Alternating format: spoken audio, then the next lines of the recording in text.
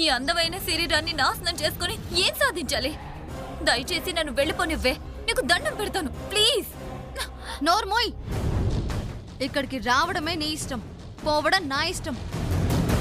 అంటే అంటే ఏం చేస్తావే నువ్వు? ఏంటి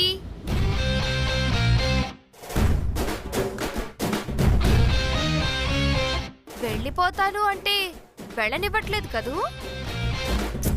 వెళ్ళనివ్వదమ్మా.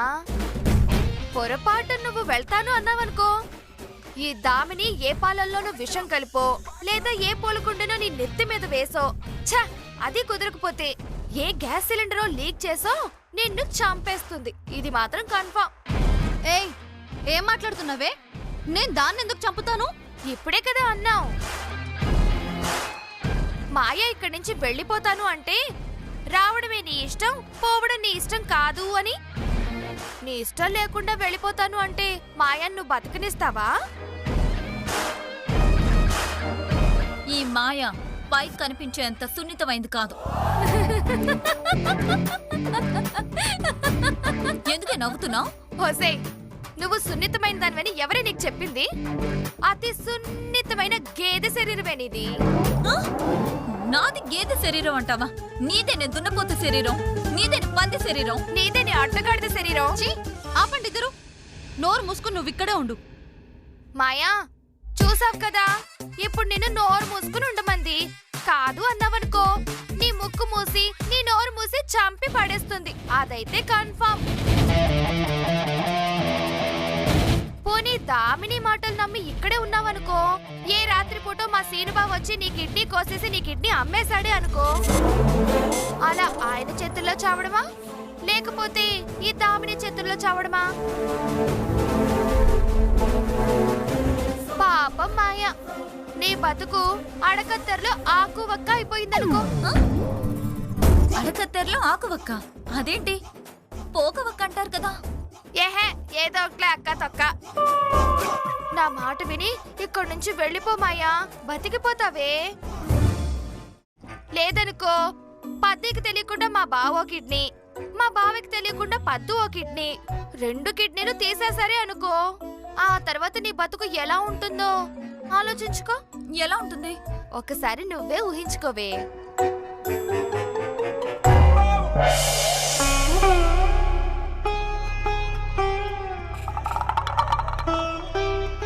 దామిని, ఆకలేస్తుంది, అన్నం తీసుకురావా?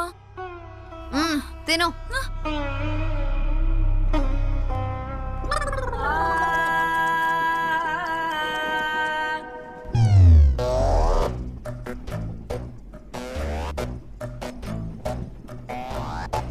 దామిని, అన్నం చెద్ద వాసన వస్తుంది, కూరలు పాచిపోయి కంపు కొడుతున్నాయి, తినలేనే. నీ మొహానికి ఇదే ఎక్కువ. తింటే తిను, లేదంటే చావు. వస్తే ఈ కోసం వచ్చి నా కిడ్నీల్ని పోగొట్టుకొని పేషెంట్లా అయిపోయానే. అలాంటి దాన్ని ఆదరించాల్సింది పోయి అవమానిస్తావా? ఉండు, ఇప్పుడే వెళ్ళి పద్మావతికి శ్రీనివాస్కి నిజం చెప్పేస్తా, నీ అంత చూస్తా. ఎక్కడికే వెళ్ళేది?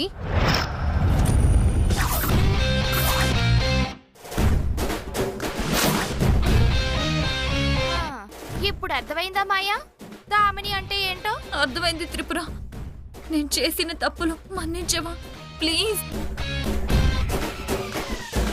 దయచేసి నాకు బతికే అవకాశం ఇవ్వు. అలాంటి పనికి మాలిన దానికే నువ్వు అక్కర్లేనప్పుడు నాలాంటి తెలివైన దానికి, అందమైన దానికి నువ్వు అవసరమానే? పోవే పంది మొహం దానా. ఏహే, నాకెందుకు ఈ దరిద్రబ్ది? నాకెందుకు ఇది? నాకెందుకేంటి? నాకెందుకు ఈ పీడ? నాకెందుకే ఈ పీడ? నాకెందుకు ఈ చీడ? నువ్వే తెచ్చిపెట్టుకున్నావు కదే, తీసుకెళ్ళు. నువ్వే తీసుకో.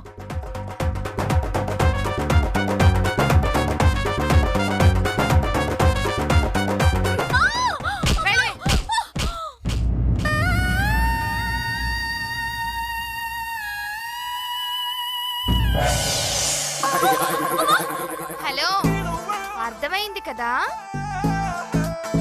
అది నీ ఫ్యూచర్ పక్కా. సో ఇప్పుడు దామిని చెప్పినట్టుగా ఇక్కడ ఉండాలో లేదా ఇక్కడి నుంచి వెళ్ళిపోవాలో నువ్వే డెసిషన్ తీసుకో. ఓకేనా? జాగ్రత్త మరి. మాయా, నాది గ్యారంటీ. నన్ను నమ్ము. నీ మీద ఈగ కూడా వాలకుండా చూసుకుంటాను. కాదు కూడదు అని వెళ్ళిపోతాను అని అన్నావా? నువ్వే వెధవ నాటకం ఆడావని, శ్రీనివాస్ జీవితంతో ఆడుకున్నావని, అసలు శ్రీనివాస్కి నీకు సంబంధమే లేదని పోలీస్ కంప్లైంట్ ఇస్తాను. ఏంటిది? దామిని అంటేనే అంత. అందితే జుట్టు, అందకపోతే కాళ్ళు. ఇప్పుడు నువ్వు కుక్కిన పెన్లా ఇక్కడే పడుండు. ఎక్స్ట్రా చేసావో చిప్పకూడే. ఉసే రాక్షసి, నీతోనా నేను చేయగలిపింది? దేవుడా, నువ్వే నన్ను కాపాడాలి.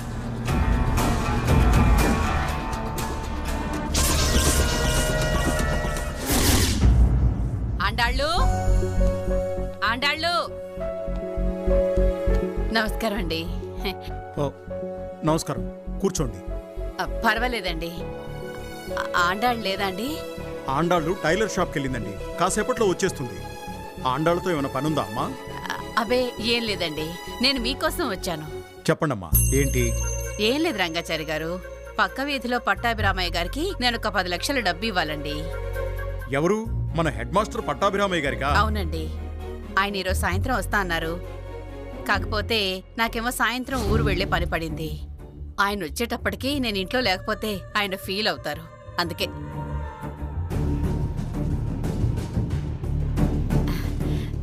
ఈ డబ్బులు మీకు ఇస్తే మీరు ఆయనకి ఇస్తారని తీసుకొచ్చాను. కరెక్టే, కానీ ఇంత పెద్ద మొత్తం నాకు ఇవ్వడం... భలే వారండి, మన ఊర్లో మీకన్నా నమ్మకస్తులు ఎవరున్నారు చెప్పండి? మీ చేతులకి ఇవ్వడం అంటే సాక్షాత్తు దేవుడి చేతులకిచ్చినట్టే. మీరు మరీ నన్ను పొగిడేస్తున్నారమ్మా. నాకు మాత్రం కాస్త టెన్షన్గానే ఉంది. ఎందుకంటే ఇంత పెద్ద డబ్బుకు బాధ్యత వహించడం కొంచెం కష్టమే అనుకోండి.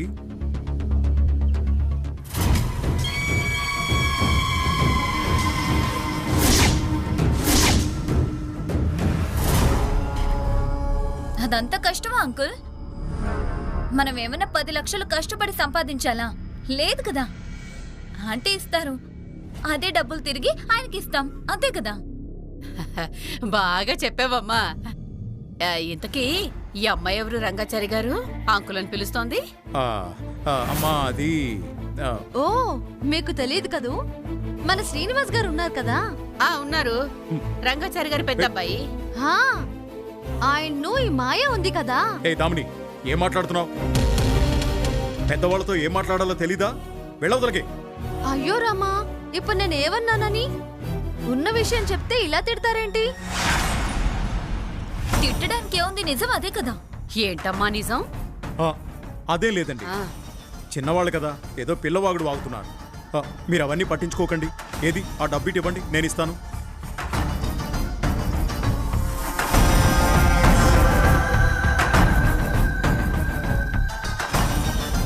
ఆంటీ, మీకు అసలు సంగతి తెలియదు కదూ.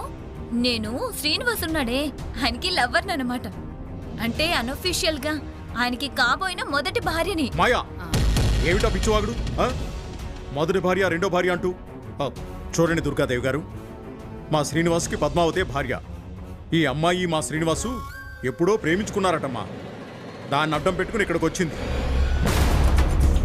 సర్లే, ఏదో ఆడపిల్ల బయటికి పొమ్మంటే బాధపడుతుందని ఇంట్లోనే ఉంచుకున్నామండి. ఓ, అదా అసలు విషయం. అయినా మీ అబ్బాయి కూడా ఏంటండి, ఇలా ఒక అమ్మాయి గొంతు కోసి ఇంకో అమ్మాయి మెళ్ళో తాళి కట్టడం పాపం కాదు? అయ్యో, కుర్రాళ్ళన్న తర్వాత వయసులో ఉన్నప్పుడు ప్రేమలు దోమలు సహజమే కదండి. అప్పట్లో చదివే రోజుల్లో ప్రేమించుకున్నారట. ఆ విషయం వాళ్ళు మర్చిపోయారు, ఈ అమ్మాయి మర్చిపోయింది. ఇప్పుడు ఎందుకు వచ్చిందో నాకు తెలీదమ్మా. సరే సరే రంగాచారి గారు, నేనంటే మీ శ్రేయోభిలాషిని, మీరేంటో తెలిసిన మనిషిని కాబట్టి ఈ విషయాన్ని బయట ఎవరికీ చెప్పను. అదే ఈ అమ్మాయి ఇంట్లో ఉన్న విషయం నలుగురికి తెలిసిందనుకోండి, ఊళ్ళో మీ పరువు పోదు? మీ గురించి నలుగురు చెవులు కొరుక్కోరు? అయ్యయ్యో, ఎంత అప్రతిష్ట, ఎంత పరువు దండగా. పాపం ఆ పద్మావతి పరువు ఏం కావాలి? ఫలానా పద్మావతికి ఎవరో సవతుందట అని నలుగురు అనుకుంటే పాపం అమ్మాయి ఎంత బాధపడుతుంది చెప్పండి. ఆ, అది కరెక్టేనండి. కానీ ఏం చేయమంటారు? ఆదరించుకోలేము, వదిలించుకోలేము అన్నట్టుంది మా పరిస్థితి. అంటే ఎలా వదిలించుకుంటారు అంకుల్? మీరు చెప్పండి ఆంటీ. కాలేజీలో నన్ను ప్రేమించాను అన్నాడు, పెళ్లి చేసుకుంటానని మాటిచ్చాడు, ఒట్టేశాడు. పార్కులు, సినిమా థియేటర్లని అడ్డమైన తిప్పులో తిప్పాడు. తీరా వచ్చి నాతో ఒక ముక్కు కూడా చెప్పకుండా పద్మావతిని పెళ్లి చేసుకున్నాడు.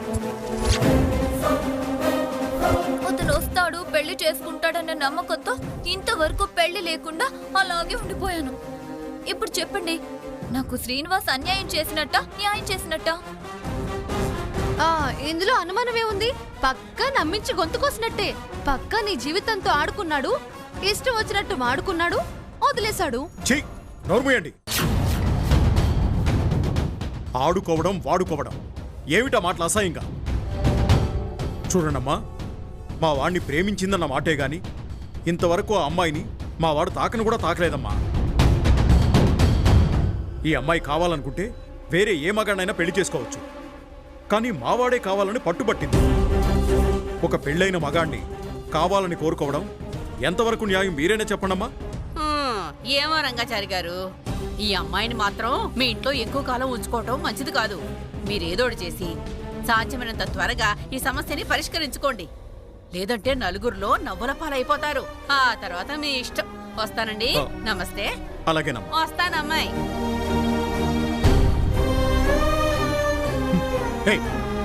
అసలు మీకు బుద్ధుందా?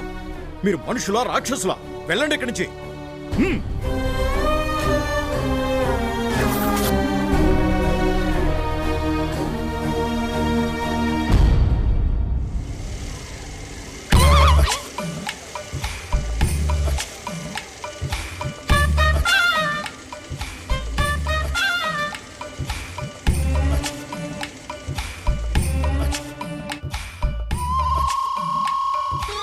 హలో, ఇక్కడ్రా. ఏంటి బావా? ఈ సంచి ఎవడు తీసుకెళ్తాడే? సారీ బావా, మర్చిపోయాను. అది తీసుకో. తీస్తాను.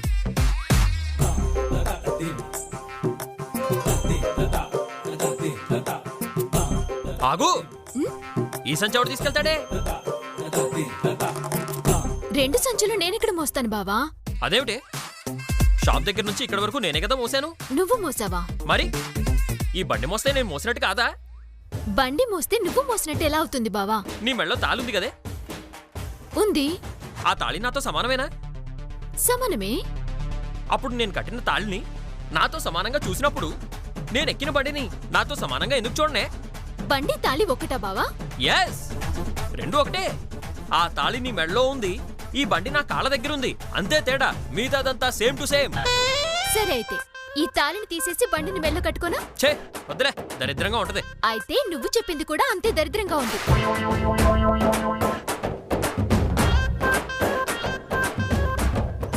అగో, అది టివ్వు. అబ్బో, చాలా పెద్ద బరువే మోస్తున్నారు. అవునే, బరువుకి తగ్గట్టు బ్యాగులు. నీ బరువుకి ఆ బ్యాగులు, నా బరువుకి ఈ బ్యాగు. పదా.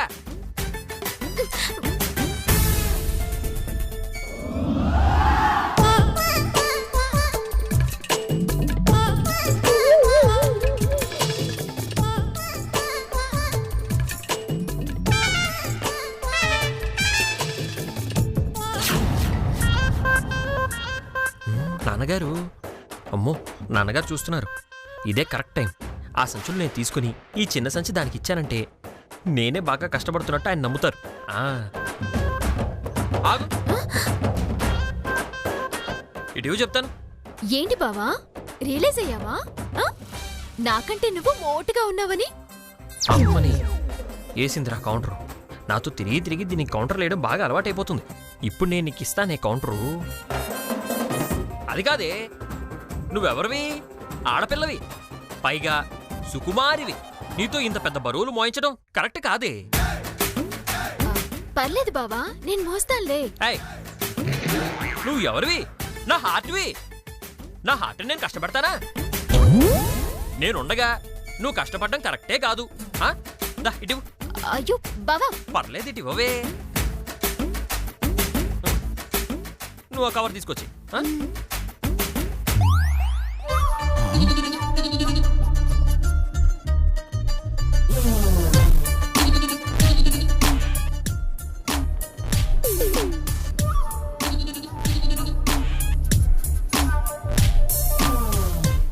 ఈయన గారు బరువులు మోయలేరే. ఈ చిన్న బ్యాగ్ నాకిచ్చి పెద్ద బ్యాగ్లు మోస్తున్నారంటే ఏమైనా ప్లాన్ వేసుంటారా?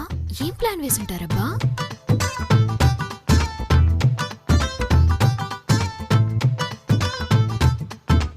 ఒరే శ్రీనివాసు, శ్రీనివాసు, అమ్మాయ్యా, మొత్తానికి నీకు మార్కులు పడబోతున్నాయిరా. ఏంటినా ఇంతగా ఓవర్ యాక్షన్ చేస్తున్నారు? ఇలా మెలకలు తిరుగుతున్నారేంటి? వస్తున్నా నాన్నగారు. ఏమిటి నాన్నగారు? అడ్డడ్డడ్డడ్డడ్డడ్డే.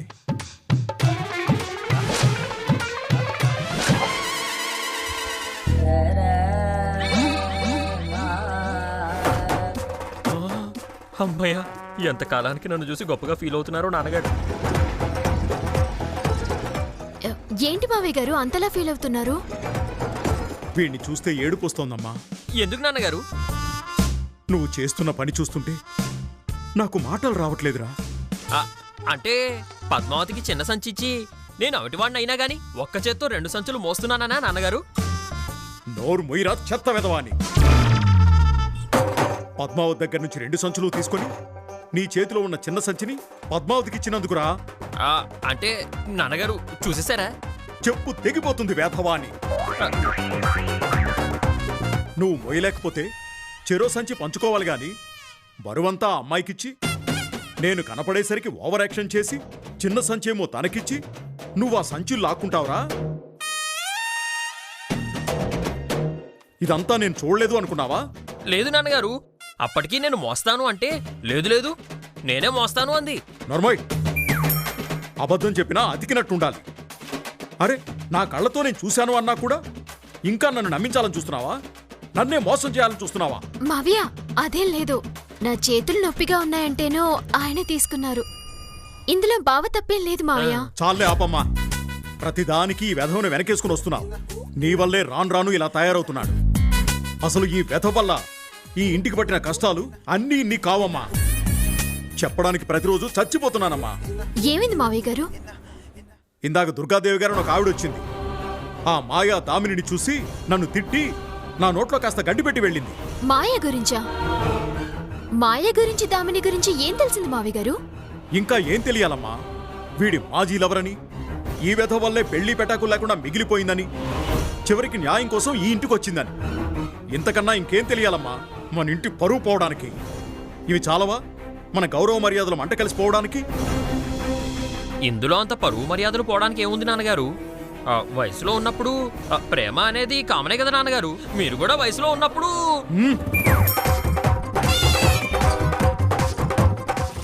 అదే వేరే వాళ్ళు కూడా వయసులో ఉన్నప్పుడు పడకపోవచ్చు, ఒకవేళ పడి ఉండొచ్చు. చెప్పుతో కూడా వెధవ ఏమనుకున్నావో?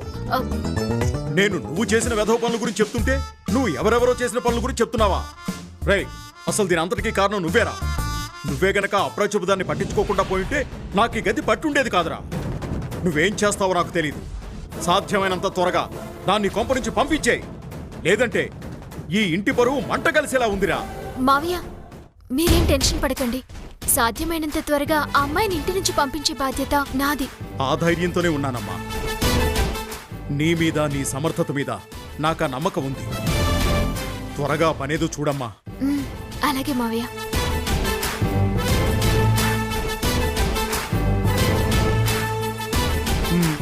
అమ్మా పద్మావతి, మావయ్య ఒకసారి ఇలా రామ్మా. మావయ్య ఇదిగో అమ్మా, ఇవి 10 లక్షలు దుర్గాదేవి గారు ఇచ్చారు. నేను బయటికెళ్ళి వచ్చేంత వరకు నీ దగ్గరే ఉంచమ్మా. అయ్యో, ఇంత డబ్బు నా దగ్గర ఎందుకు మావయ్య? పక్క వీధిలో పట్టాభిరామయ్య గారు ఉన్నారు కదా, ఆయనకి డబ్బు ఇవ్వాలంట. నేను బయటికెళ్ళిన తర్వాత ఆయన గాని మన ఇంటికి వస్తే ఈ డబ్బు ఆయనకి ఇచ్చేయమ్మా. ఆయన ఎవరు నాకు తెలియదు మావయ్య గారు. తెలియకపోతే ఏముందమ్మా, ఆయన వచ్చి చెప్తారు కదా నేనే పట్టాభిరామయ్యనని. ఈ డబ్బు మన దగ్గరున్న విషయం మన ముగ్గురికి తప్ప ఇంకెవరికి తెలుసు? మావి గారు, ఈ డబ్బు మీకు ఇవ్వడం ఎవరైనా చూసారా? ఆ, చూశారమ్మా, వాళ్ళు వాళ్ళ పిండాకుడును. చూస్తే మాత్రం ఏం చేస్తారమ్మా? అది కాదు నాన్నగారు మావయ్య. పద్మావతిని నమ్మి అంత డబ్బు ఇవ్వడం కరెక్ట్ కాదు నాన్నగారు. నాకు ఇవ్వండి, నేను జాగ్రత్తగా కాపాడతాను. ఎవర్రా నువ్వా? ఈ 10 లక్షల రూపాయలు కాపాడుకుంటావా? అవును నాన్నగారు. పద్మావతి లేకుండా షర్టు గుండీలు కూడా పెట్టుకోలేవు. నువ్వు 10 లక్షలు కాపాడతావా?